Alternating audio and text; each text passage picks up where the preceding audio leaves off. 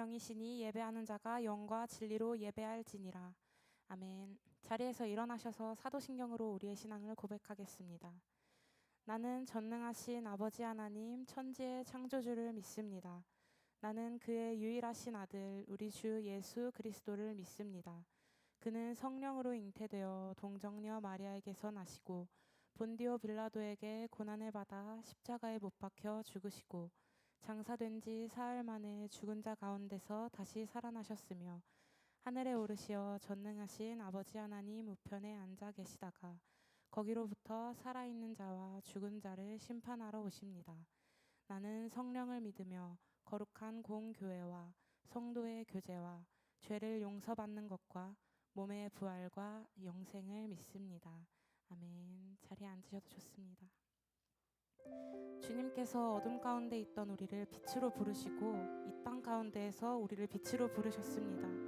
이 시간 우리를 빛으로 부르신 주님께 아멘으로 화답하며 나아가는 예배 되기를 소망합니다.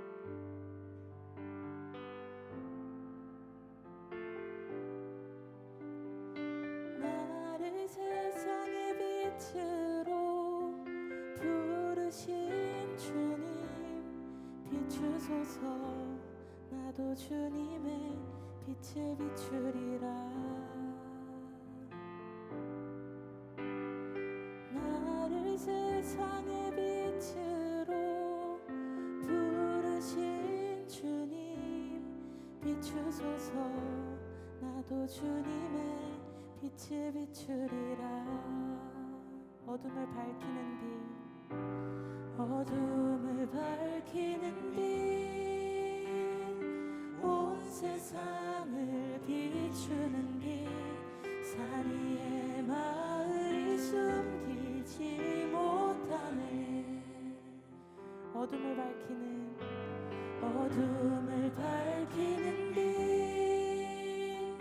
온 세상을 비추는 빛, 산 위에 마을이 숨기지 못하네. 우리 처음부터 고백합시다. 나를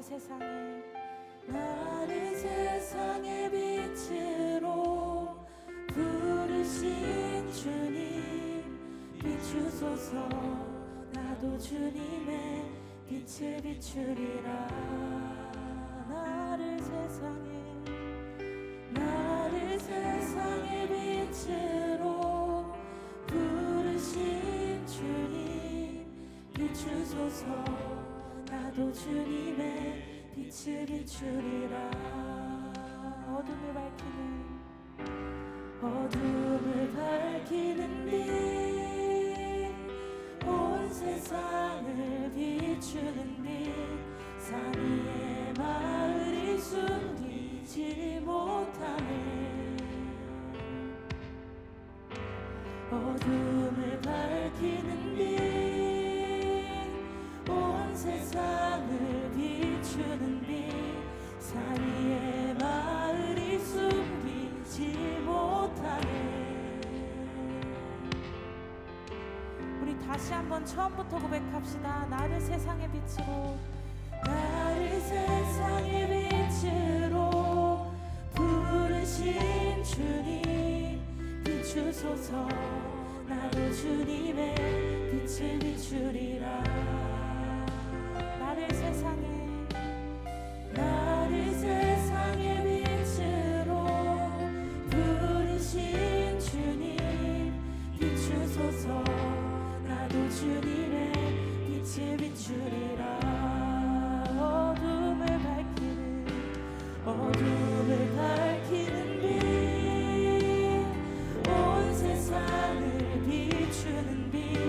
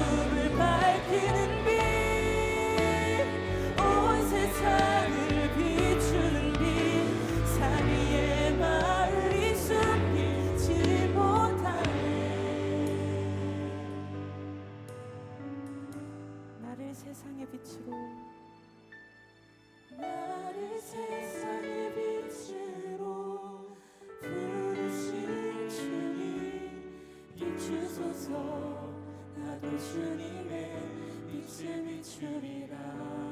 나를 세상의 빛으로 나를 세상의 빛으로 부르신 주님 비추소서. 나도 주님의 빛을 비추리라. 아멘.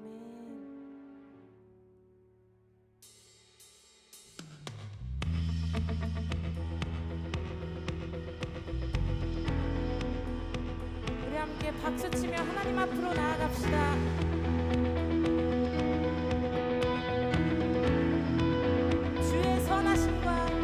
주의 선하심과 진실함을 담기 원해. 그의 빛으로 나갈 때 그 성품 닮아가네. 빛을 닮아갈 때 주가 주신 자유함으로 옳은 대로 돌아와서 별같이 비추네. 빛으로 비추시네. 어둠이 드러나고 나를 숨은 어둠에서 벗어나게 하시네. 빛으로 일어서네. 어둠이 밝혀지고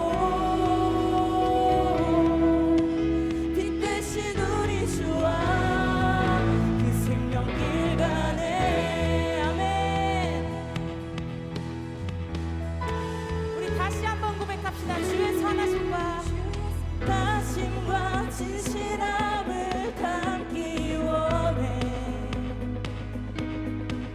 그의 빛으로 나갈 때 그 성품 닮아가네. 주를 닮아갈 때 주가 주신 자유함으로 옳은 대로 돌아와서 별같이 비추네.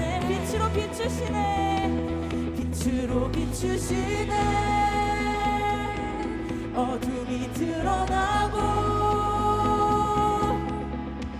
나를 숨은 어둠에서 벗어나게 하시네. 빛으로 일어서네. 어둠이 밝혀지고 빛 대신 우리 주와 그 생명길 가네.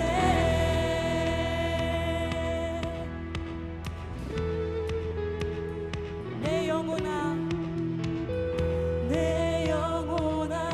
일어나 주의 빛 따라. 주의 영광이 우리 위에 임하였네. 내 영혼아 일어나 주의 빛 따라. 주의 영광이 우리 위에 임하였네. 내 영혼아 일어나 주의 빛 따라. 주의 영광이 우리 위에 임하였네. 내 영혼아 일어나 주의 빛 따라. 주의 영광이 우리 위에 임하였네. 빛으로 비추시네. 어둠이 드러나고 나를 숨은 어둠에서 벗어나게 하시네. 빛으로 일어서네. 어둠이 밝혀지고 빛 되신 우리 주와 그 생명길 가네. 빛으로 비추시네. 어둠이 드러나고 나를 숨은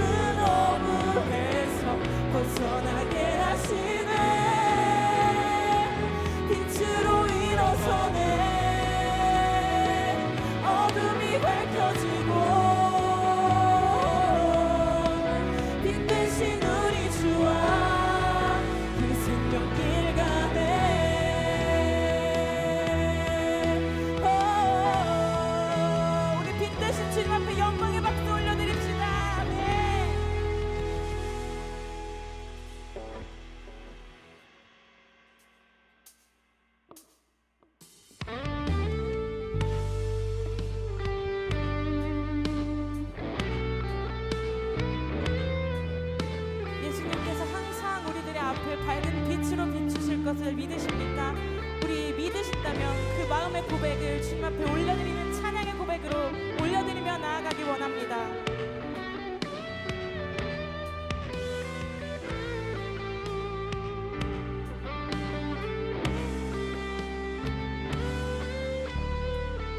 예수 우리들의 밝은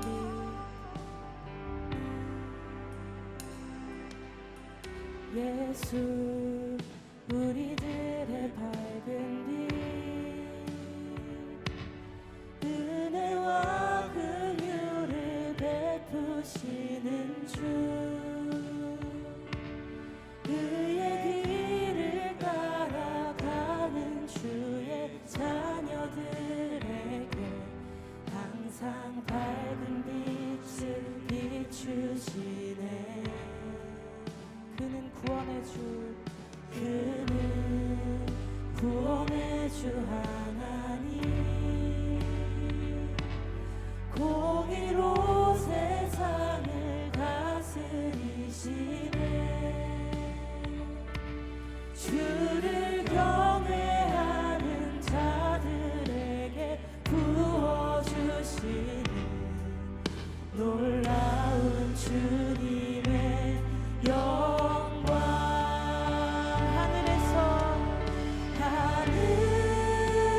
하늘에서 찬란하게 빛나는 주의 영광, 이 땅에 오셨네. 어둠을 밝히고 새 생명 주시네. 영원히 빛나는 나의 예수님, 높이 영광과 찬양 받으실 그 이름 경배합니다. 슬픔을 거두고 내게 자유 주시네. 기쁨의 노래를 영원한 나의 빛 예수께. 우리 처음부터 다시 한번 고백합시다. 예수 우리들의, 예수 우리들의 밝은 빛, 은혜와 긍휼을 베푸시는 주, 그의 길을 따라가는 주의 자녀들에게 항상 밝은 빛을 비추시네. 그는 구원의 주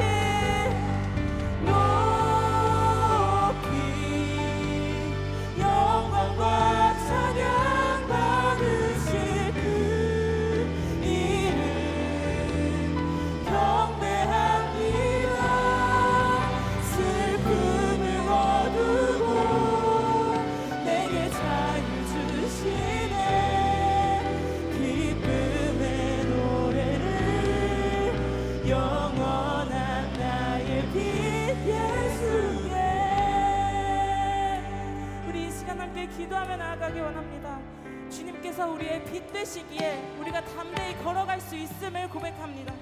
주님, 우리가 영원히 빛나는 그 주님만 따라가기 원합니다. 우리의 슬픔을 거두시고 자유 주시는 주님만 바라보며 주님만 높여드리는 주의 자녀 되도록 우리를 이 시간 붙들어 주시고 우리 항상 함께하여 주시옵소서. 우리 이 기도 제목까지가 함께 기도하며 나아갑시다. 기도하겠습니다. 주여, 주님 이 시간 우리를 붙들어 주시옵소서. 우리의 빛 되시는 그 주님만 바라보며 나아가기 원합니다. 어둠이 가득한 이 세상 가운데에서 하나님 우리의 빛 되시는 그 주님만 바라보게 하여 주시옵소서. 우리가 다른 것들을 의지하며 나아가는 것이 아니라 우리 앞에 비춰진 그 한 빛만 보고 나아가는 주의 자녀들 될 수 있도록 이 시간 이 자리 가운데에 나온 모든 주의 자녀들에게 하나님 주님의 은혜를 부어주시고 주님의 빛을 비춰주시옵소서.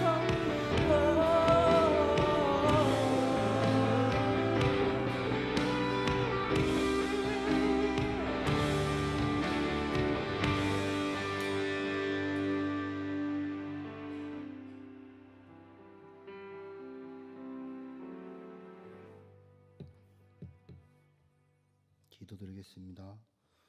사랑의 하나님, 오늘도 이렇게 모여 함께 예배드리게 하심에 감사드립니다.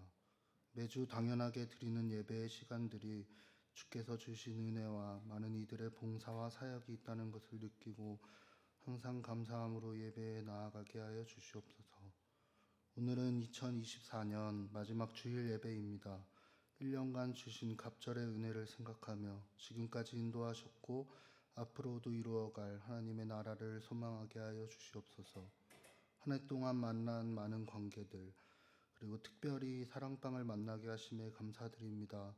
말씀 나눔과 삶 나눔을 통해 하나님께서 나와 다른 지체들을 통해 교회가 한 몸이 되게 하시고 사랑을 나누고 느끼게 하심에 감사드립니다. 사람이기에 느꼈던 감정들과 어려움들 모두 잊고 주님께서 한 해 동안 사랑방을 통해 주신 은혜와 말씀을 기억하게 하여 주시옵소서. 한 해를 되돌아보며 주신 은혜와 감사가 너무나 크지만 죄인된 삶을 살았던 자신을 되돌아봅니다. 예수님을 영접한 자로서 의인된 삶을 살아가지 못하고 나의 본능과 욕망으로 얼룩진 삶들을 주님께 회개하오니 늘 동행하시고 인도하시는 하나님을 바라볼 수 있게 하여 주시옵소서.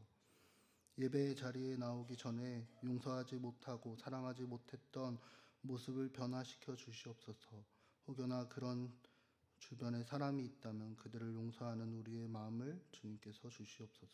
모든 것 주님께 맡겨드리오니 예수님처럼 원수도 용서할 수 있는 힘을 주시옵소서. 오늘 말씀 전하시는 장한길 목사님의 입술을 주장하여 주시고 목사님의 개인과 가정의 영육간을 강건하게 하여 주셔서 말씀을 전하시는 가운데 많은 이들이 은혜를 깨닫고 마음의 찔림을 받아 변화되어 살아가도록 성령의 역사하심을 경험하게 하여 주시옵소서. 우리를 너무나 사랑하셔서 십자가에 죽으시고 부활하신 예수님의 이름으로 기도드립니다. 아멘.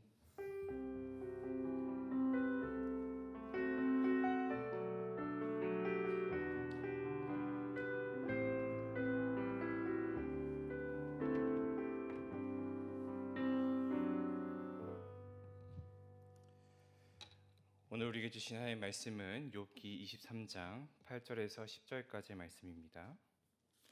욥기 23장 8절에서 10절까지의 말씀, 구약성경 783쪽에 있습니다. 우리 합독해서 함께 읽겠습니다. 그런데 내가 앞으로 가도 그가 아니 계시고 뒤로 가도 보이지 아니하며 내가 왼쪽에서 일하시나 내가 만날 수 없고 그가 오른쪽으로 돌이키시나 배울 수가 없구나. 그러나 내가 가는 길을 그가 아시나니 그가 나를 단련하신 후에는 내가 순금같이 되어 나오리라. 아멘. 주님 앞에 예물 올려드리겠습니다.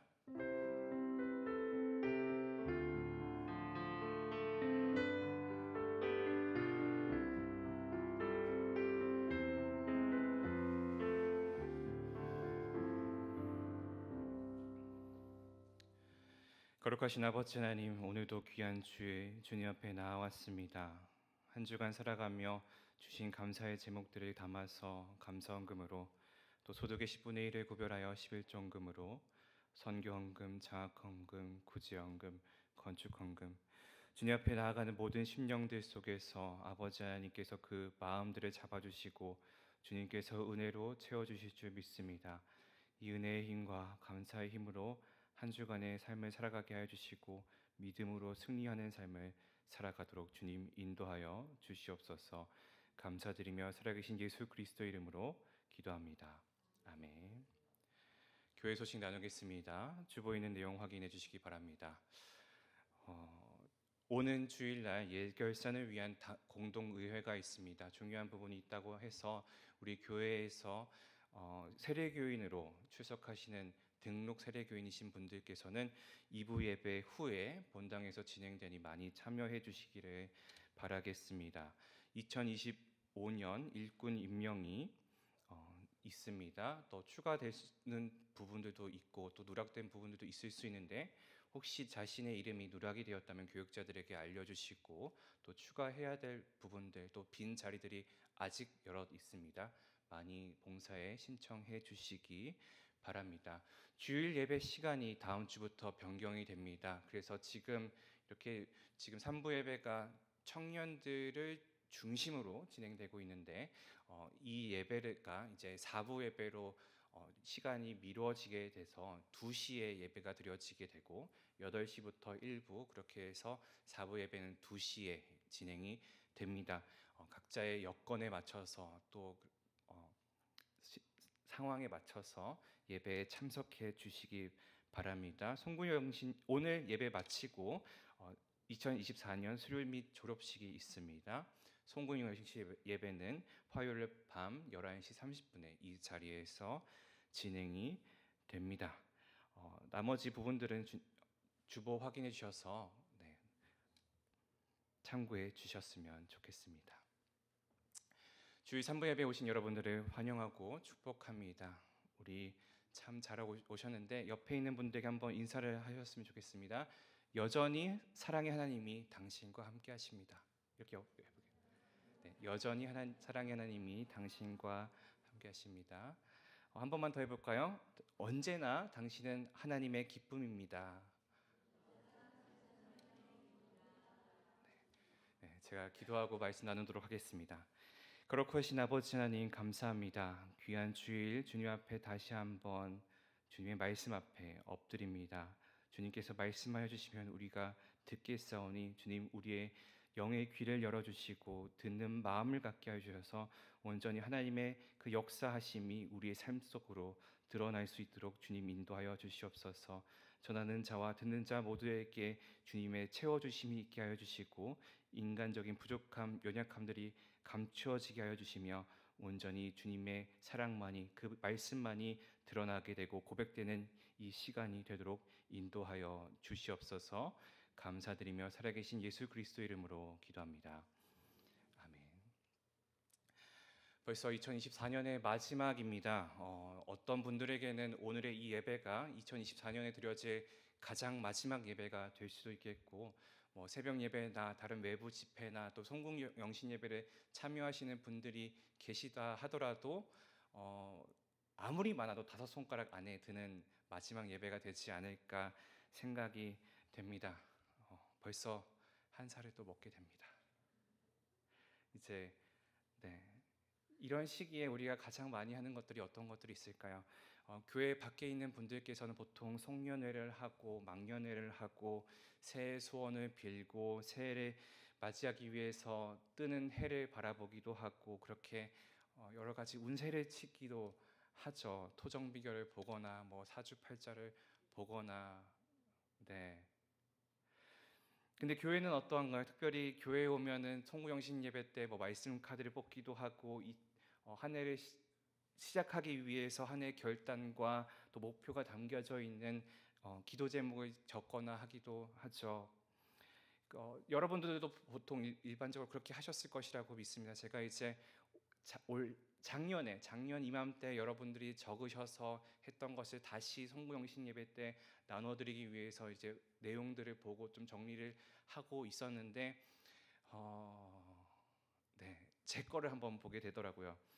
그래서 이제 저의 기도 제목과 저의 결단과 저의 목표를 보았을 때 이제 얼마나 충족이 되었는가 한번 보았을 때 제가 한 4개 정도를 세웠을 때 맨 첫 번째 것부터 저에게 절망을 가져다 주었습니다. 결혼하기. 네, 마음이 너무 아프더라고요. 네. 또 다른 게 무엇이었냐면은 살 빼고 건강해지기가 있었는데 제가 연초랑 비교했을 때는 살이 오히려 쪘고 가을부터 제가 운동을 다시 시작하고 있는데 티는 잘 안 나고 네, 그런 상황들에 있습니다. 일주일에 그래도 2번, 3번씩 열심히 하거든요. 근데 변화가 없네요.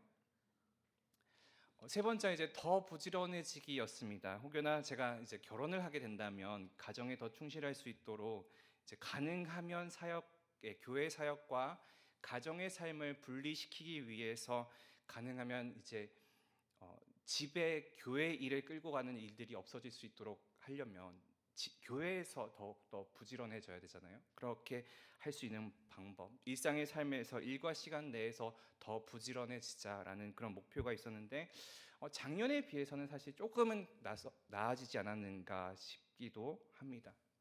그리고 이제 마지막이 하나님과 더 가까워지기였는데 성경을 읽고 말씀을 묵상하고 기도 시간을 갖고 그런 것들은 이제 풀타임 목회자가 되면서 조금은 더 나아진 것 같기도 하고 또 자기 전에 다른 짓을 좀 덜 하고 핸드폰 덜 보고 유튜브 덜 보고 쇼츠 덜 보고 이렇게 하면서 조금 더 집중이 가능해지고 일상의 취침 시간이 전에는 뭐 12시 넘어서 자는 날도 있었다 치면 지금은 웬만하면 10시 반 전에는 자려고 하는 그런 삶을 가지면서 새벽 기도에 가면 기도 시간에 더 집중이 가능하도록 노력을 하기도 했었습니다.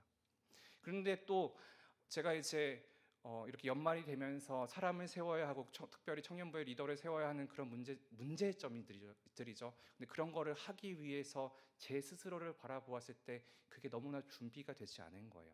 그래서 아직도 리더를 세워지지 않은 상태로 나와 있는 상황입니다. 기도가 필요하고 근데 제가 먼저 하나님 앞에 하나님과 더 가까워져야 하는 시간이 필요한 것 같아서 그게 더 지체되고 있는 상황이에요. 어쨌든 여러분은 어떠한가? 여러분도 2024년을 시작하기에 앞서서 기도 제목이나 결단이나 뭐 목표라든지 그런 것들을 세우셨을 것이라 생각이 되는데 여러분들은 그 목표에 그 결단에 그 기도 제목에 얼마나 다가가셨나요? 혹은 얼마나 이루셨을까요?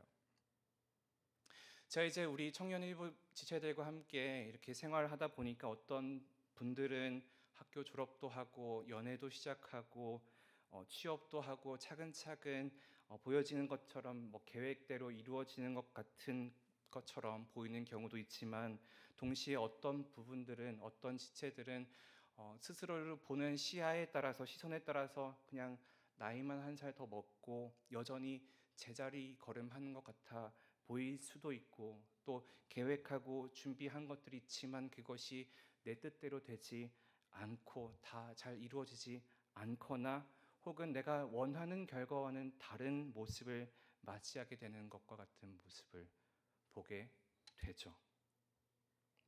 2024년의 마지막 주일입니다. 여러분은 어떠한 마음을 가지고 계십니까? 혹시 변화되지 않는 현실, 여전히 해결되지 않는 문제들, 마음처럼 되지 않는 일들 그런 것 때문에 혹시 낙심하고 계시지는 않을까요? 혹은 다가와야 하는 결과들이 있는데 그것 때문에 내가 마음 졸이고 있지 않을까요? 그리고 그것 때문에 낙심하거나 절망스러운 모습에 빠져 있지는 않으신가요? 기도했지만 응답이 없었고 상황은 나아지지 않고 고난은 여전히 무겁게 느껴지고 있을 때 하나님께서는 정말 나와 함께 하시는 건가? 정말 이 절망적인 상황 안에서 나의 하나님은 어디 계시는 건가? 라는 그런 의문을 가질 때가 있죠. 저도 참 오랜 시간 그런 기간을 가지기도 했었습니다. 제가 고등학교 때 읽었던 한 소설이 있는데요. 처음에는 제가 아무 생각 없이 읽었어요. 그냥 고등학교 때 좋은 책이다 하고 누군가 추천해줘서 그냥 읽게 되어서 그냥 그런가 보다 재밌는 책이구나 라고 생각을 했었는데 이제 신앙생활에 대한 의문점, 의구점을 가지고 있고 또 이 저의 신앙적인 기대치 혹은 그 기준치가 하향 곡선을 가지고 있을 때에 다시 한번 읽고 또 다른 느낌으로 다가온 책이 하나 있어서 여러분과 이 책을 중심으로 함께 말씀을 나눠보기를 원합니다. 엔도 휴사크라는 작가가 있어요. 일본의 작가인데 이 작가가 1966년에 지은 책이 하나 있는데 그 책 이름이 침묵입니다. 이게 PPT 이렇게 되어 있는 책인데요.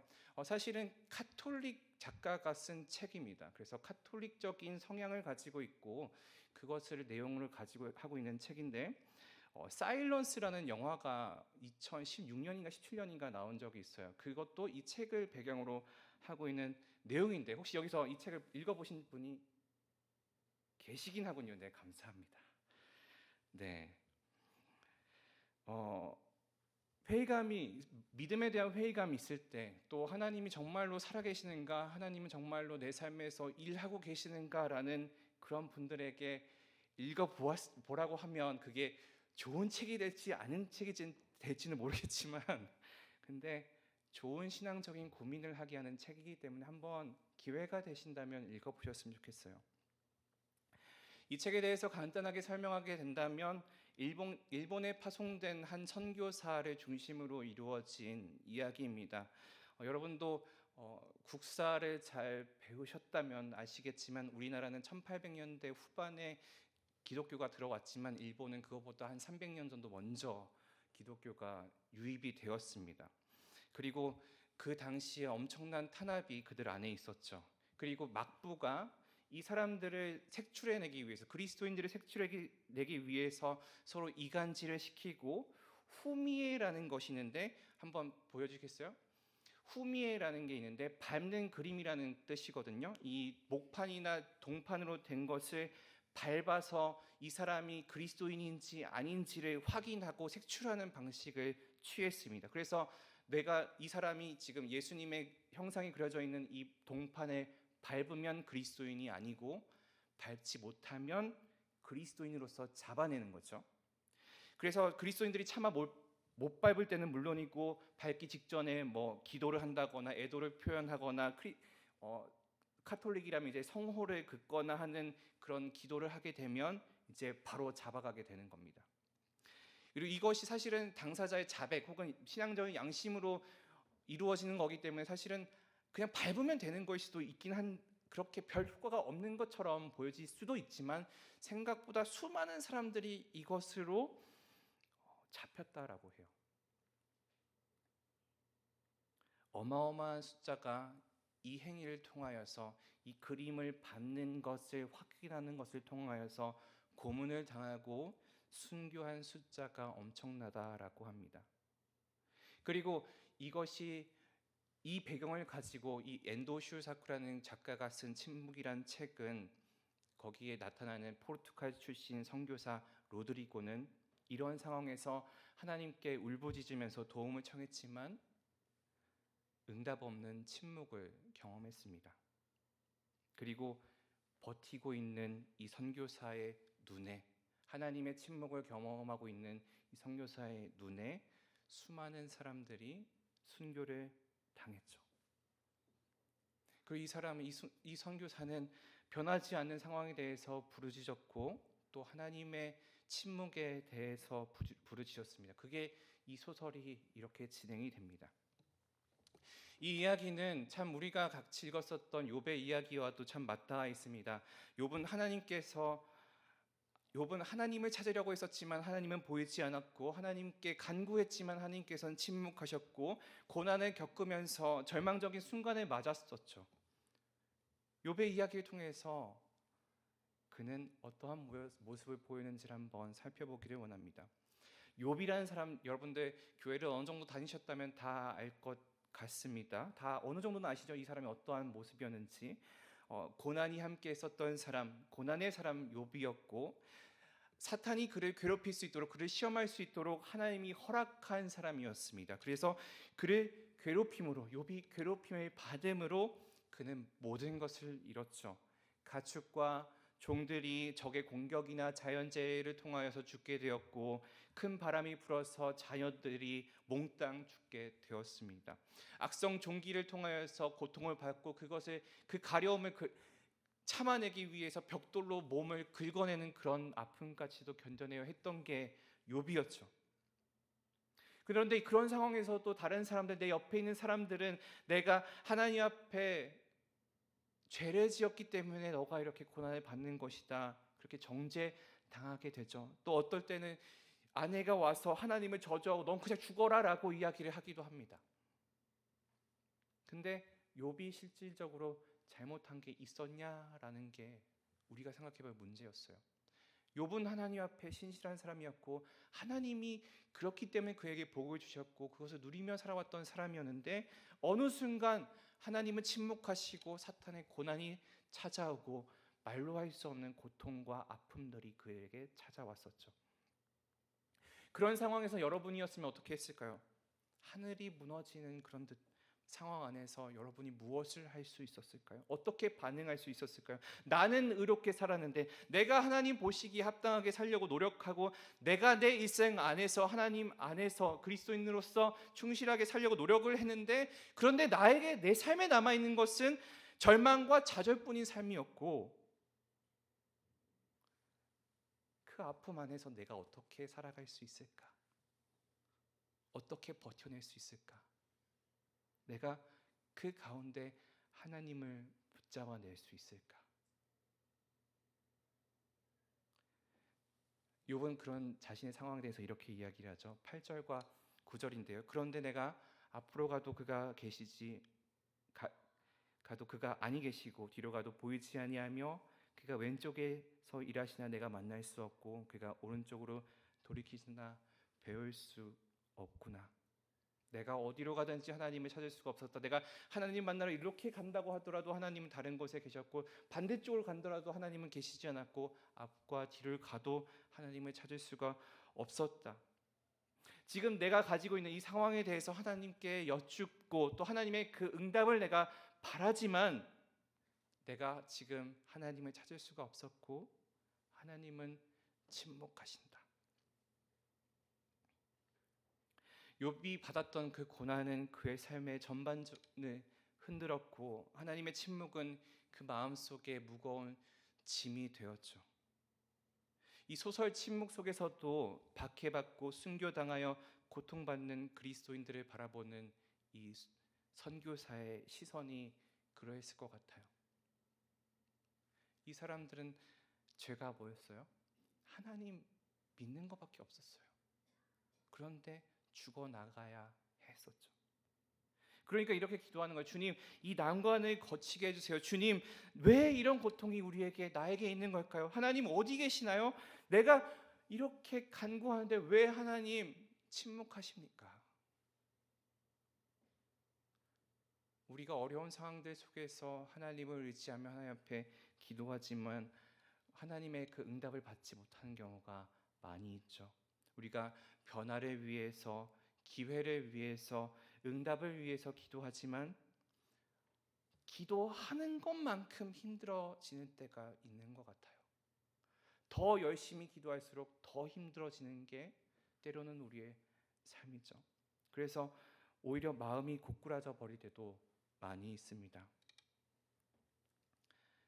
그런 상황에서 우리가 떠오르는 하나님은 묵묵부답의 하나님, 그런 하나님을 떠올릴 때가 많이 있는 것 같아요.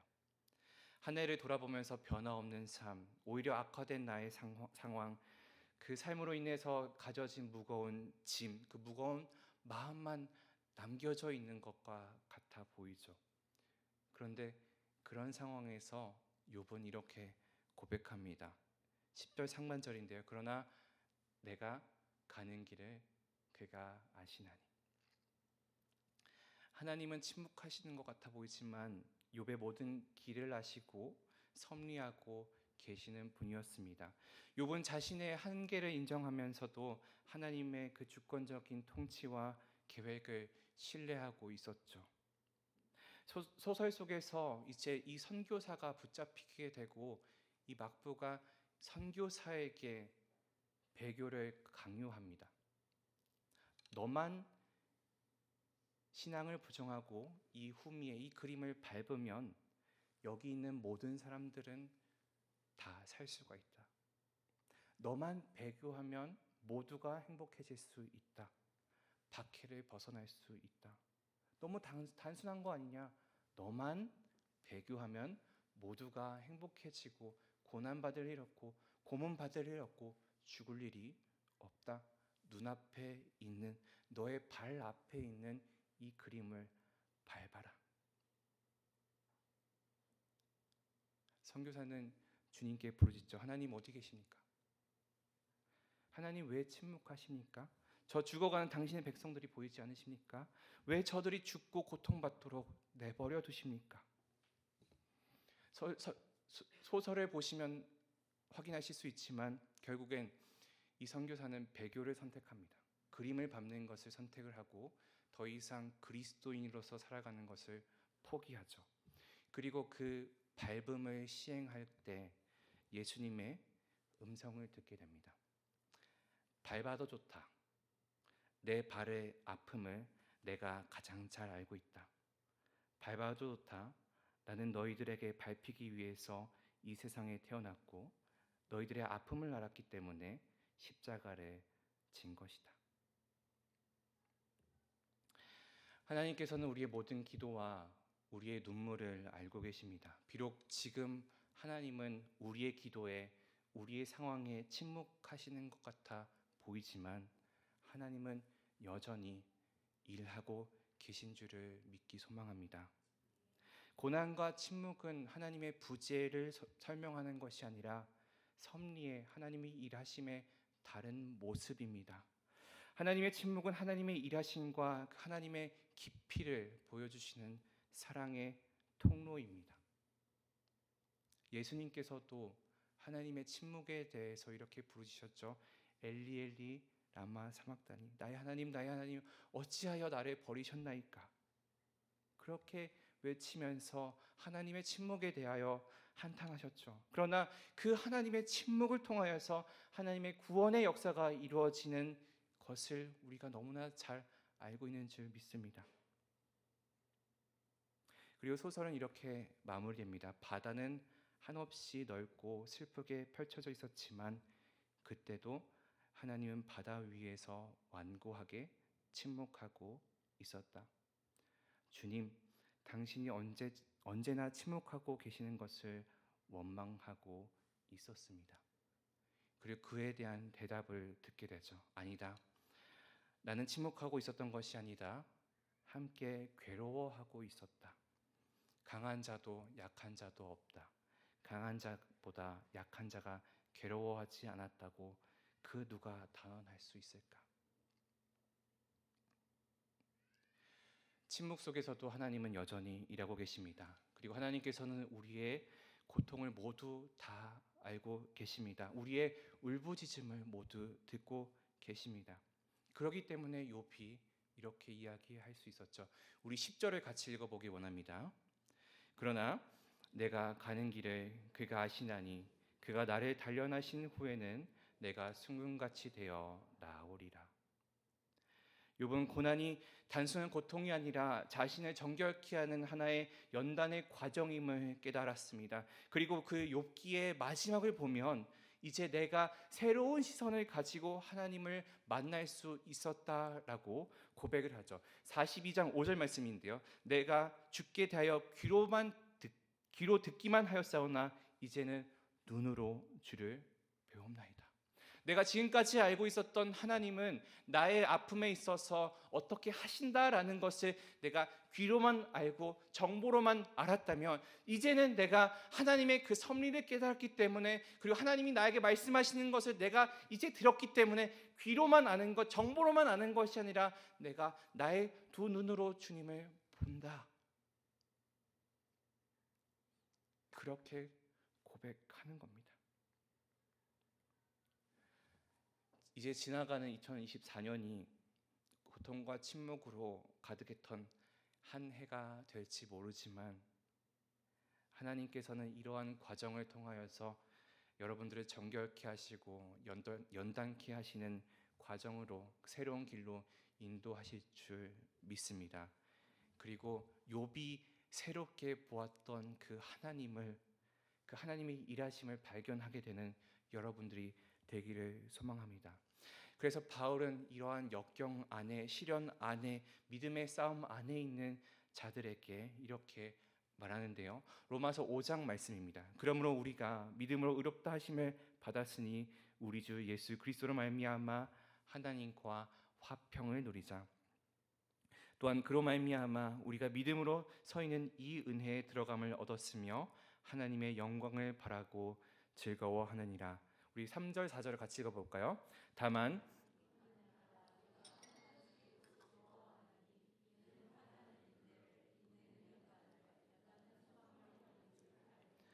아멘. 우리의 삶에는 언제나 이 믿음의 시련과 믿음의 역경이 있습니다. 뜻대로 되는 일은, 또 탄탄대로를 걸어가는 그런 일은 보니까 모두에게 일어나는 일은 아닌 것 같더라고요. 그러나 그 속 안에서도 우리가 하나님을 더욱더 의지하고 더욱 굳은 믿음을 가지고 하나님을 의지하며 나아가는 삶을 살아가기를 원합니다. 여전히 하나님은 일하고 계시고 여전히 하나님은 우리와 함께 하십니다. 우리의 삶이 힘들었다 하더라도 여전히 하나님은 여러분들의 길을 아시고 여러분들의 여러분들의 길을 하나님의 선한 뜻으로 인도하십니다. 2025년에 이제 맞이하게 됩니다. 그리고 하나님께서 새로운 계획을 가지고 우리를 단련하시는 과정을 우리가 믿음으로 바라보기를 소망합니다. 고난 속에서도 하나님은 그 섭리를 이루신다는 것을 신뢰하고 정금처럼 나아오게 될 것을 기대하였으면 좋겠어요. 그래서 성경은 이렇게 이야기합니다. 시편 37절 말씀인데요. 내 길을 여호와께 맡기라. 그를 의지하면 그가 이루시고 내 의를 빛같이 나타내시며 내 공의를 정오의 빛같이 하시리로다. 여호와 앞에 잠잠하고 참고 기다리라. 자기 길이 형통하며 악한 꾀를 이루는 자 때문에 불평하지 말지어다. 욥은 하나님이 우리의 삶의 길이 어디로 향하고 있는지를 아신다라고 이야기를 했죠. 오늘 방금 읽었었던 시편의 말씀도 마찬가지입니다. 우리의 길을 여호와께 맡기라. 지금의 우리의 삶이 실패자 같고 지금의 우리의 삶이 뒤로 돌아보기에는 먼지와 같이 허망해 보일지 모르지만 하나님은 우리를 주의 길로 인도하시고 갈 길을 밝히 비춰주실 것입니다. 우리에게 그 하나님을 기다리는 그 잠잠함이, 그 참고 기다림이, 하나님의 일하시는 그 신뢰와 인내가 필요합니다. 이 침묵이라는 소설에 있었던 배경이자 이 소설의 작가가 이제 중년 이후로 살아갔던 지역이 나가사키라는 지역입니다. 그리고 그 나가사키의 이 지역의 한 해변에 하나의 비석이 세워져 있고 거기에 이 작가의 글이 담겨져 있습니다. 이 비석의 이름이 침묵의 비라고 해요. 그리고 거기엔 이렇게 적혀져 있습니다. 인간이 이렇게도 슬픈데 주여 바다가 너무나 푸릅니다. 인간의 삶은 좌절과 절망으로 인하여서 하나님의 침묵처럼 보여서 하나님의 무응답처럼 보이는 것 때문에 매일의 삶에서 넘어지고 또 넘어질지 모르지만 바다가 여전히 아름답고 푸르듯이 하나님의 이름은, 하나님의 일하심은 여전히 역사하십니다. 우리가 그 믿음을 가지고 살아갔으면 좋겠어요. 베드로 전서에서 이렇게 이야기를 합니다. 너희가 거듭난 것은 썩어질 씨로 된 것이 아니요 썩지 아니할 씨로 된 것이니 살아있고 항상 있는 하나님의 말씀으로 되었느니라. 그러므로 모든 육체는 풀과 같고 그 모든 영광은 풀의 꽃과 같으니 풀은 마르고 꽃은 떨어지되 오직 주의 말씀은 세세토록 있도다 하였으니 너희에게 전한 복음이 곧 이 말씀이니라. 우리의 모습은 넘어지고 좌절스러울지 모르지만 여전히 하나님은 일하시고 여전히 하나님은 하나님의 뜻을 이루십니다. 새로운 믿음과 새로운 결단으로 2025년을 맞이하기에 앞서서 우리가 그 마음을 가지고 기도로 나아가는 우리 모든 지체들 되길 원합니다.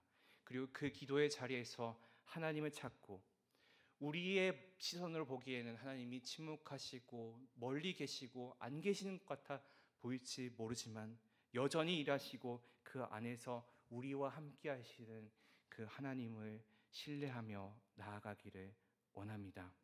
하나님의 그 손길을 믿고 다가올 한 해 새로운 미래를 향하여서 한 걸음 더 내디디며 온전히 하나님을 바라보며 평안을 찾는 우리 모든 지체들, 온사랑교회 성도들 되기를 소망합니다. 우리 자리에서 다 일어나시겠습니다. 말씀 생각하면서 함께 찬양하기 원합니다.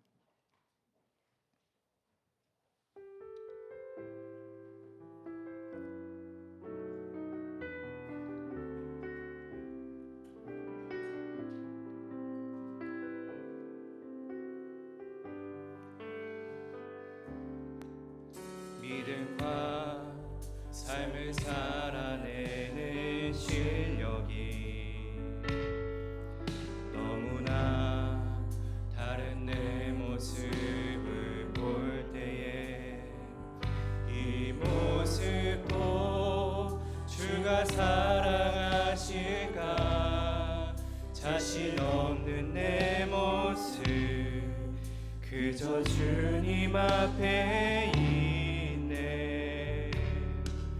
나 같은 자도 사랑하여 주시고 한 번도 나를 떠나지 않으셨네.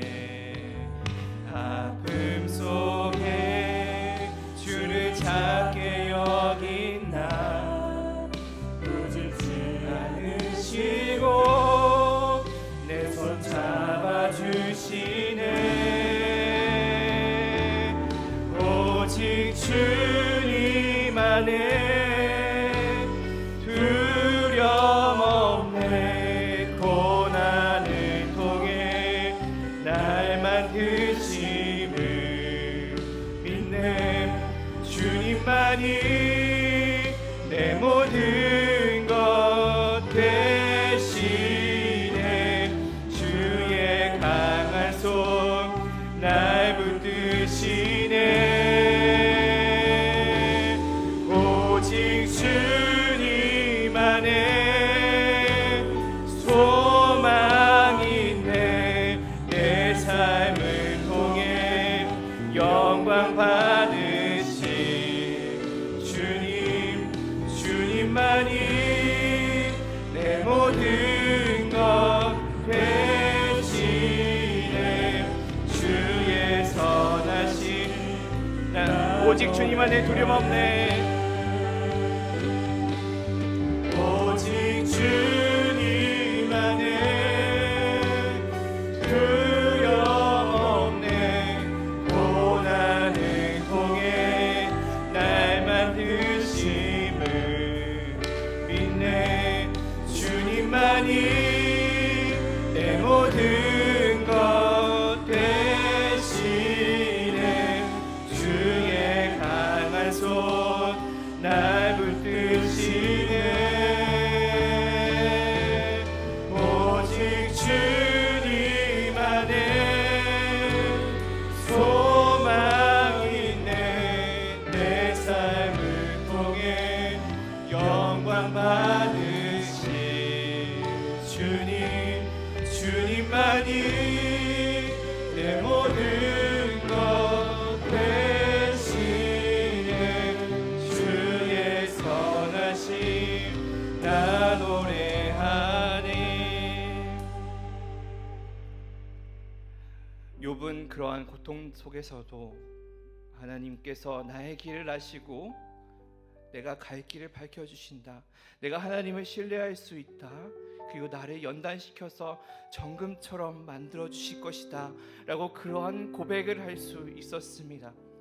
지나간 우리 한 해가 아프고 어려움과 고통 속에 있었을지 모르지만 하나님은 그러한 우리를 사용하셔서 침묵하지 않으시고 하나님의 일을 하시며 우리를 연단시키시고 하나님의 길을 이루시는 것으로 우리 사용하실 줄 믿습니다. 주님, 우리가 온전히 아버지 하나님을 붙잡게 하여 주시고 새로운 미래를 향하여서 믿음으로 한 걸음 나아갈 수 있게 해달라고, 그 믿음을 갖고 살아가게 해달라고 함께 기도하도록 하겠습니다. 사랑과 은혜가 풍성하신 아버지 하나님, 우리의 연약함이, 우리의 부족함이 하나님 내 시선으로 보기에, 사람의 시선으로 보기에 절망스럽고 넘어지는 것 같고 뜻하는 것 같아 그와는 너무나 다른 모습으로 살아가며 실패자며 오래알처럼 부서지는 것 같아 보이지만, 하나님 우리의 삶은 온전히 아버지 하나님의 것이 되어서 하나님께 모든 것을 위탁함으로 주님의 그 길을 이루어 주실 것을 우리가 신뢰하며 살아갈 수 있도록 주님 인도하여 주시옵소서. 우리가 그 믿음을 가지며 살아가기를 소망합니다. 하나님의 손길을 믿기 원합니다. 하나님의 일하심을 믿기를 원합니다. 하나님의 그 섭리와 역사하심을 기대함으로 우리가 새로운 삶을, 새로운 한 해를 기대감으로, 믿음으로 살아갈 수 있도록 주님 인도하여 주시옵소서. 우리를 붙잡아 주시고 온전한 아버지의 뜻이 이루어지도록 주님 인도하여 주시옵소서. 은혜가 풍성하신 아버지 하나님, 감사합니다. 주님의 권속들이 함께 나와 지나간 한 해를 생각하며 지켜주신 하나님, 함께하신 하나님, 사랑을 베풀어 주신 하나님을 기억해야 하지만 우리 인간의 시선으로는 뜻대로 되지 않았던 나의 삶, 기도했지만 들어주지 않았던 하나님, 나의 문제 상황에 침묵하였던 하나님만 바라보게 되었음을 주님 앞에 고백합니다. 그러나 아버지 하나님, 우리의 삶이 더 이상 난망함에 있는 것이 아니라 나의 길을 아시는 아버지 하나님을 의지하게 하여 주시고 온전히 아버지의 하나님의 마음에 따라 그 빛을 비추어 나아가는 우리의 삶이, 또 우리의 다가올 한 해가 되도록 주님 인도하여 주시옵소서. 감사드리며 살아계신 예수 그리스도의 이름으로 기도합니다. 이제는 우리 주 예수 그리스도의 은혜와 하나님 아버지의 사랑과 성령의 교통하심이, 비록 오늘의 삶은 절망 속에 있어 낭망할지 모르나 여전히 하나님의 일하심을 기대하며 정금같이 연단되어 주님을 눈으로 바라보기를 소망하는 주님의 권속들 위에, 그들의 가정과 일터 위에, 주님이 세워주신 이 교회 위에 복중의 생명까지 영원토록 함께 있을지어다.